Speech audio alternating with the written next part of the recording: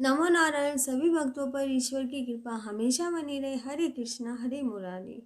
नारद जी बोले कि इस प्रकार विष्णु पार्षदों के वचन सुनकर धर्मदत्त से कहा कि प्राय सभी मनुष्य भक्तों का कष्ट दूर करने वाले हैं। श्री विष्णु की यज्ञ दान व्रत तीर्थ सेवन तथा तपस्याओं के द्वारा विधि पूर्वक आराधना करते हैं। उन समस्त साधनों में कौन सा ऐसा साधन है जो विष्णु भगवान की प्रसन्नता को बढ़ाने वाला है तथा उनके सामिप्य की प्राप्ति कराने वाला है। दोनों पार्षद अपने पूर्व जन्म की कथा कहने लगे कि हे द्विज श्रेष्ठ, आपका प्रश्न बड़ा ही श्रेष्ठ है।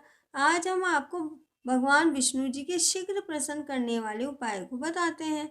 इस इतिहास में सही प्राचीन वृत्तांत सुनाते हैं, सावधानी पूर्वक सुने।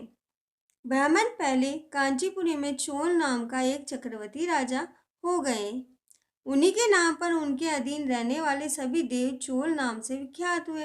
राजा चोल जब इस भूमंडल का शासन करते थे, उस समय उनके राज्य में कोई भी मनुष्य दरिद्र, दुखी, पाप मन वाला नहीं था और न ही रोगी था। एक समय की बात है, राजा चोल अनंत शयन नामक तीर्थ में गए। वहां जगदीश्वर भगवान विष्णु के योग निद्रा का आश्रय लेकर शयन किया था। वहां भगवान विष्णु के दिव्य विग्रह के राजा ने विधि पूर्वक पूजा की। दिव्य मणि, मुक्ताफल तथा स्वर्ण के बने हुए सुंदर पुष्पों से पूजन कर वे उन्हें प्रणाम किया। प्रणाम कर जो ही बैठे, उसी समय उनकी दृष्टि भगवान के पास आते हुए एक ब्राह्मण पर पड़ी जो उन्हीं की कांची नगर के निवासी थे। उनका नाम था विष्णुदत्त था। उन्होंने भगवान की पूजन करने के लिए अपने हाथ में तुलसी दल और जल ले रखा था। निकट आने पर उन ब्राह्मण ने विष्णु सूक्त का पाठ करते हुए देवादिदेव भगवान का स्नान कराया और तुलसी की मंजरी तथा पत्तों से उनकी विधि पूर्वक पूजा की। राजा तोल ने जो ही अपने रत्नों से भगवान की पूजा की थी, वह सब तुलसी पूजा से ढक गए। यह देखकर राजा कुपित होकर बोले कि विष्णुदात, मैंने मणियों तथा स्वर्ण से भगवान जी की पूजा की है और कितनी शोभा वह पा रहे हैं। तुमने तुलसी दल चढ़ाकर उन्हें ढक दिया है। बताओ ऐसा क्यों किया? मुझे तो ऐसा ज्ञान पड़ता है कि तुम दरिद्र और गंवार हो, भगवान विष्णु की भक्ति को बिल्कुल नहीं जानते हो। राजा की बात सुनकर द्विज श्रेष्ठ विष्णुदत्त ने कहा, राजन, आपको भक्ति का कुछ भी पता नहीं है। केवल राजलक्ष्मी के कारण आप घमंड पर कर रहे हैं। बताइए तो, आज से पहले आपने कितने विष्णु व्रतों का पालन किया है?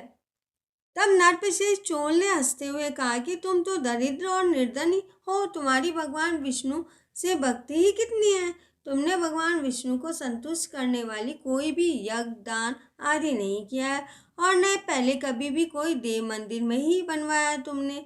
इतने पर तुम्हें अपनी भक्ति का इतना गर्व है। अच्छा, तो ये सभी ब्राह्मण मेरी बात सुन ले। भगवान विष्णु के दर्शन पहले मैं करता हूँ या यह ब्राह्मण करता है। इस बात को आप सब लोग देखें और फिर हम दोनों में से किसकी भक्ति कैसी है, यह सब लोग स्वतः ही जान लेंगे। ऐसा कहकर राजा अपने राजभवन को चले गए। वहां उन्होंने महर्षि मृदुल और आचार्य बनाकर वैष्णव यज्ञ प्रारंभ कर दिया। उधर सदैव भगवान विष्णु को प्रसन्न करने वाले श्लोक नियमों से तत्पर विष्णुदत्त भी व्रत का पालन करते हुए वही भगवान विष्णु के मंदिर में टिक गए। उन्होंने माघ और कार्तिक के उत्तम व्रत का अनुष्ठान किया, तुलसी वन की रक्षा की, एकादशी को द्वादशाक्षर मंत्र का जाप किया, नृत्य और गीत आदि मंगलमय आयोजनों के साथ प्रतिदिन पोषोचार से भगवान विष्णु की पूजा की और नियमों का आचरण भी किया। वे प्रतिदिन चलते फिरते और सोते समय हर समय भगवान विष्णु का स्मरण किया करते थे।